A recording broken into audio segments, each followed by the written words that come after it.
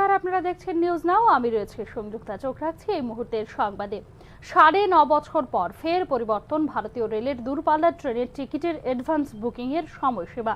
এবার থেকে যাত্রার 60 দিন আগে রিজার্ভেশন করা যাবে রেল টিকিট। 1 নভেম্বর থেকে এই সিদ্ধান্ত কার্যকর হবে বলে জানিয়েছে ভারতীয় রেল। কোথাও কাজে বা বেড়াতে যেতে হলে এবার দূরপাল্লার ট্রেনের টিকিট কাটার জন্য ডেট অফ জার্নির 4 মাস আগে নয়, 2 মাস আগে টিকিট কাটা যাবে। এমনই ব্যবস্থা চালু হচ্ছে 1 নভেম্বর থেকে। অল্প সময় নয়, 9.5 বছর পর ফের পরিবর্তন হলো ভারতীয় রেলের দূরপাল্লার ট্রেনের টিকিটের অ্যাডভান্স বুকিং এর সময়সীমায়।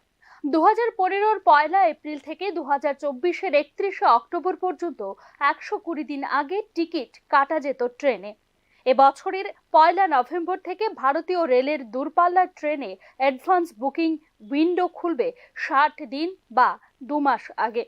অর্থাৎ নতুন মাস পড়লেই দূরপাল্লার ট্রেনের টিকিট বুকিং এর ক্ষেত্রে নতুন নিয়ম। যে যাত্রীরা 1 নভেম্বর থেকে অ্যাডভান্স বুকিং করতে যাবেন তারা আর যাত্রা শুরুর তারিখের 120 দিন আগে টিকিট বুক করতে পারবেন না।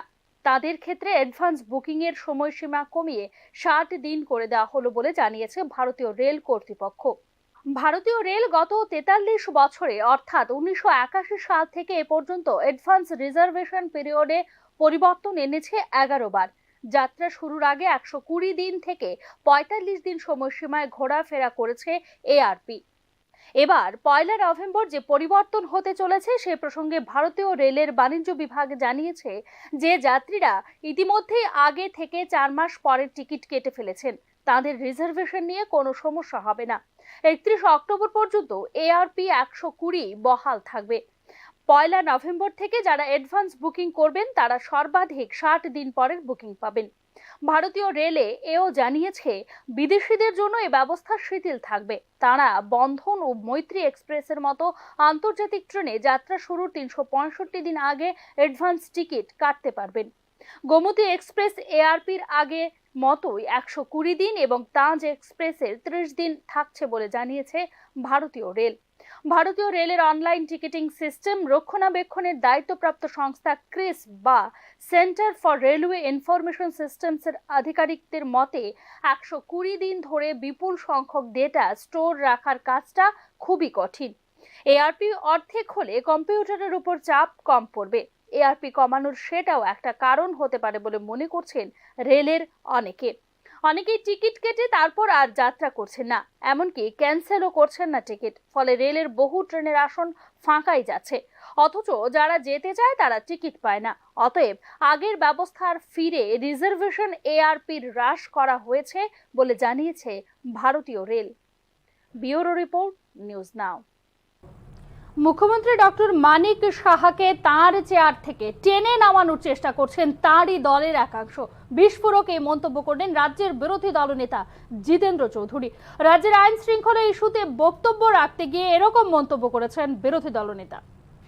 মুখ্যমন্ত্রী ডক্টর মানিক সাহাকে তাঁর চেয়ার থেকে টেনে নামানোর জন্য চেষ্টা হচ্ছে বলে মন্তব্য করলেন রাজ্যের বিরোধী দলনেতা জিতেন্দ্র চৌধুরী। শুধু তাই নয়, মুখ্যমন্ত্রীকে তার চেয়ার থেকে টেনে নামানোর জন্য চেষ্টা করছেন তারই দলের একাংশ বলে বিস্ফোরক মন্তব্য করেছেন বিরোধী দলনেতা। রাজ্যের আইন শৃঙ্খলা পরিস্থিতি নিয়ে বক্তব্য রাখতে গিয়েই এই মন্তব্য করেছেন রাজ্যের বিরোধী দলনেতা। একটা জায়গায় ত্রিপুরা রাজ্যের মাননীয় মুখ্যমন্ত্রী বলছেন আমি সন্ত্রাস মুক্ত ত্রিপুরা গড়তে চাই। আপনি যদি সন্ত্রাস মুক্ত ত্রিপুরা গড়তে চান আপনার ঘরের লোকদের আগে সামলান।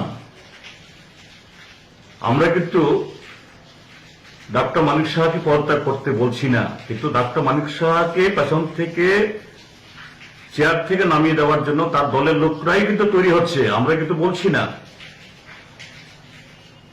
আমরা বরঞ্চ বলছি ডক্টর মানিক সাহা আপনার পুরো মেয়াদে আপনি কাজ করুন, কিন্তু আপনার প্রতিশ্রুতি পালন করুন, আইনের শাসন প্রতিষ্ঠা করুন। বক্তব্য রাখতে গিয়ে আইন শৃঙ্খলা রক্ষায় ব্যর্থতার কারণে পূর্বতন মুখ্যমন্ত্রী বিপ্লব কুমার দেবকে তার পদ থেকে বহিষ্কার করার পরও বিপ্লব কুমার দেব তার সহজাত প্রবৃত্তি থেকে বের হয়ে আসতে পারছেন না বলেও মন্তব্য করেছেন তিনি। আপনার ওই দল আপনার পূর্বসূরীকে গলা ধাক্কা দিয়ে নামিয়ে গিয়ে দিল্লি পাঠিয়ে দিয়েছিল। সে আমার এখন বলছে কাকে বর্তা খাবে, কাকে গুদক খাবে। সে নির্লজ্জ বেহায়ার কোন চরিত্রের কোন সংশোধন নেই, হবেও না কখনো। কিন্তু আপনাকে বলছি যে না, এটা ঠিক নয়। আপনি 5 বছর ক্ষমতায় টিকে থাকুন, 5 বছর পর লড়াই হবে, সে লড়াইয়ে দেখা যাবে আপনি থাকেন কি না থাকেন, এটা অন্য কথা গণতন্ত্রে। কিন্তু আপনি আপনার যে নষ্ট দায়িত্ব, যে সংবিধানের নামে শপথ গ্রহণ করে আপনি মুখ্যমন্ত্রী পদে বসছেন এই পবিত্র আসনে, সেই দায়িত্ব পালন করুন। আইন শৃঙ্খলা পরিস্থিতি রক্ষার জন্য শপথ নিয়েও পুলিশ এবং আরক্ষা প্রশাসনের একাংশ পক্ষপাতিত্ব করছেন বলে অভিযোগ রাজ্যের বিরোধী দলনেতার এবং বিরোধী দলগুলোর। আইন শৃঙ্খলা রক্ষার বিষয়ে পুলিশের কাজকর্মে দলীয় হস্তক্ষেপ এবং বিভিন্ন মামলার তদন্তের ক্ষেত্রে পুলিশের দুর্বল ফরওয়ার্ডিং এর অভিযোগ নিয়েও সোচ্চার রাজ্যের বিরোধী রাজনৈতিক দলগুলো। সার্বিক পরিস্থিতিতে ঘরে এবং বাইরে এক প্রকার চ্যালেঞ্জের মুখেই রয়েছেন বর্তমান রাজ্য সরকার বলে মনে করছেন রাজনৈতিক বিশ্লেষক মহল। ব্যুরো রিপোর্ট, নিউজ নাও। একমাত্র মেয়ের খুনের দায়ে অভিযুক্তের ফাঁসির দাবি জানালেন অসহায় মা বাবা। শুক্রবার রাজ্যের মুখ্যমন্ত্রীর কাছে এই দাবি রাখলেন জিরানিয়ার চম্পকনগর এলাকার মৃত রূপালী দেবনাথের বাবা চন্দন দেবনাথ ও তার স্ত্রী। জানা যায় 1 সপ্তাহ আগে জিরানিয়ার চম্পকনগর এলাকার চন্দন দেবনাথের কলেজ পড়ুয়া মেয়ে রূপালী দেবনাথকে তার মাসির বাড়ি পূর্ব আগরতলা চন্দ্রপুর এলাকা থেকে অপহরণ করে নিয়ে যায় বিশালগড় মুড়াবাড়ি আশ্রমপাড়া এলাকার রূপম দাস নামে এক যুবক। পরিবারের অভিযোগ, রূপম দাস তাদের মেয়েকে অপহরণ করে পূর্ব পরিকল্পনা অনুযায়ী প্রতিশোধ নেওয়ার জন্য তাকে খুন করে। কারণ রূপালী দেবনাথ রূপম দাসকে প্রথম থেকেই অবজ্ঞা করে আসছিল। খুনের ঘটনার 8 দিন পর নিহত রূপালীর মা বাবা কাতর কণ্ঠে রাজ্যের মুখ্যমন্ত্রীর কাছে তাদের মেয়ের খুনের অভিযোগে অভিযুক্ত রূপম দাসের কঠোর শাস্তি এবং ফাঁসির দাবি রাখলেন। পাশাপাশি জিরানিয়া চম্পকনগর এলাকার জনগণ সোচ্চার হয়ে অভিযুক্ত খুনি রূপম দাসের কঠোর শাস্তির দাবি করে। দুর্গাপূজা শক্তি পূজার দিন 5:45টার সময় আর মাসির বাড়ি থেকে বেরোছে অফিসে মানে রুমে যাওয়ার পথে আর কিডন্যাপ করা হয়েছে। কিডন্যাপ করে মার্ডার করা হয়েছে। কে করছে কিডন্যাপ? এটা রূপন দাস। বাড়ি কোন জায়গা? বাড়ি বিশালগড় আশ্রমপাড়া। দাবি আর ফাঁসি। মুখ্যমন্ত্রীর কাছে আমার বিনীত আবেদন যে এর উপযুক্ত শাস্তি এবং তার ফাঁসি দাবি করে। রূপালী দেবনাথ হত্যাকাণ্ডের মূল অভিযুক্ত রূপন দাসের কঠিন থেকে কঠিনতর শাস্তির দাবি জানাচ্ছি। এখন সময় একটি বিজ্ঞাপন বিরতির। ফিরছে বিরতির পর, চোখ রাখুন নিউজ নাও এর পর্দায়। আপনি দেখছেন নিউজ নাও, আমরা জানি কোনটা খবর।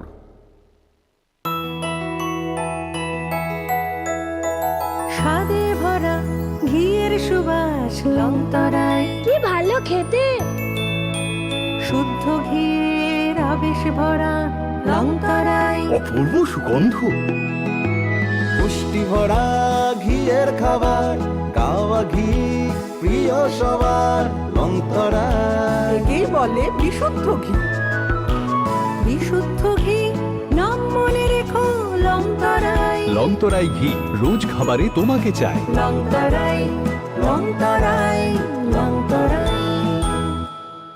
শ্যাম সুন্দর কোম্পানি জুয়েলার্স শুভ অক্ষয় তৃতীয়া 30 এপ্রিল থেকে 11 মে 2024। আসুন বেছে নিন আপনার মনের মতন অক্ষয় জৌলুসের প্রতীক। 100% এক্সচেঞ্জ মূল্য যে কোনো জুয়েলার্সের হলমার্ক যুক্ত পুরনো সোনার গয়নায়। 275 টাকা ছাড় প্রতি গ্রাম সোনার গয়না কেনাকাটায়। 100% ছাড় হীরের গয়নার মজুরিতে। প্রতিটি কেনাকাটায় নিশ্চিত উপহার। ডেইলি লাকি ড্র স্বর্ণ মুদ্রা, মেগা ড্র 3টি স্কুটি। পাশাপাশি আছে সোনায় সোহাগা গয়না কেনার বিশেষ ডিসকাউন্ট স্কিম। জিএসআই আইজিআই পরীক্ষিত গ্রহরত্ন, রূপোর মুদ্রা ও রূপোর সামগ্রী। একেবারে সহজ সাধ্য দামে চোখ ধাঁধানো হীরের গয়নার সম্ভার। শ্যাম সুন্দর কোম্পানি জুয়েলার্স শুভ অক্ষয় তৃতীয়া 30 এপ্রিল থেকে 11 মে 2024। সবার সাদর আমন্ত্রণ। শ্যাম সুন্দর কোম্পানি জুয়েলার্স, কামান চৌমোহনী, ইউকো ব্যাংকের বিপরীতে, আগরতলা। আমরা প্রতিদিনই খোলা আছি। Step into the realm of Assam Downtown University, where we encourage success, experience the pinnacle of academic excellence, and live your best days. আপনি দেখছেন নিউজ নাও, আমরা জানি কোনটা খবর। বিরতির পর স্বাগত, আবারও চোখ রাখছি সংবাদে। দেশের পরবর্তী প্রধান বিচারপতি হতে চলেছেন সঞ্জীব খান্না। তার নাম সুপারিশ করেছেন ভারতের প্রধান বিচারপতি DY চন্দ্রচূড়। বিচারপতি সঞ্জীব খান্নাকে ভারতের 51তম প্রধান বিচারপতি হিসেবে নিয়োগের জন্য কেন্দ্রীয় সরকারের কাছে সুপারিশ করেছেন ভারতের প্রধান বিচারপতি DY চন্দ্রচূড়।